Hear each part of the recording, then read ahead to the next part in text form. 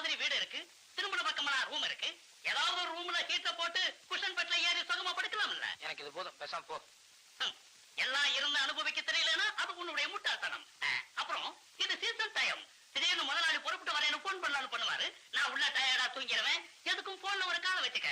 Okay, good night son. Good night doctor.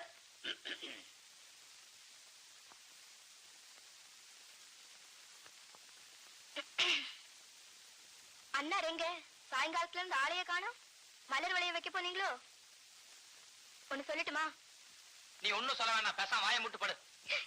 இல்லண்ணே, சிரிச்ச முகம் ஒண்ணு இருக்கு, இழிச்ச வாயின்னு ஒண்ணு இருக்கு. 10 வருஷமா முதலாளி பொண்ணு லவ் பண்ணிட்டு இருக்கே, அது நியாயம், சிரிச்ச முகம். ஆனா அந்த பொண்ணு சொன்னாங்கிறதுக்காக 10 வருஷமா டெய்லி நாய்க்குட்டிக்கு ஃபிளவர்ஸ் வச்சுட்டு இருக்க பாரு, அதுதான் கொஞ்சம் இழிச்ச வத்தனமா இருக்கு. என்னைக்காவது ஒரு நாளைக்கு ஃபாரின்ல இருந்து அந்த பொண்ணு வரத்தான் போகுது. ரயில்வே ஸ்டேஷன்ல என்ன பார்த்ததும் ராஜு அப்படின்னு சொல்லி கட்டி பிடிக்க போகுது. அன்னைக்கு என்ன பத்தி நீ தெரிஞ்சுக்குவ. பரமண்டலத்தில் இருக்கும் என் பரமபிதாவே, இந்த அப்பாவை அறியாமல் செய்யும் பிழையை ரட்சிப்பீராக.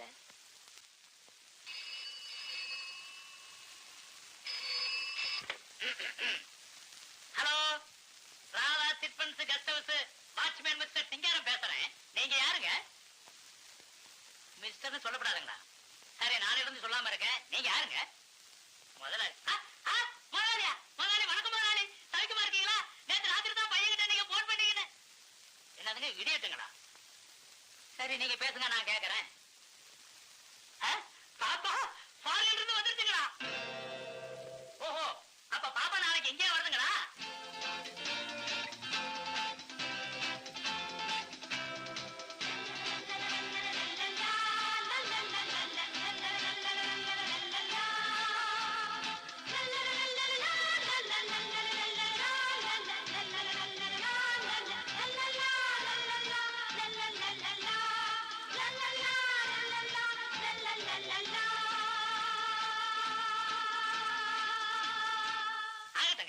ஒரு வாரமாவே நம்ம பையன் காரெல்லாம் செக் பண்ணி தயாரா வச்சிருக்கானுங்க.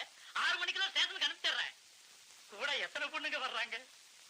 டிஃபன் தயார் பண்றதுக்காக கேட்டேன். 5-6 பேர் என்னங்க, எத்தனை பொண்ணுங்க வேணும்னாலும் வரட்டும். நான் இருக்கிறேன், பையன் இருக்கிறான், நல்லபடியா கவனிச்சிடுறோம். முதல்ல நீங்க வைப்பீங்கன்னு பார்த்தேன். இல்ல நானே வச்சுட்டுங்களா? சரிங்க.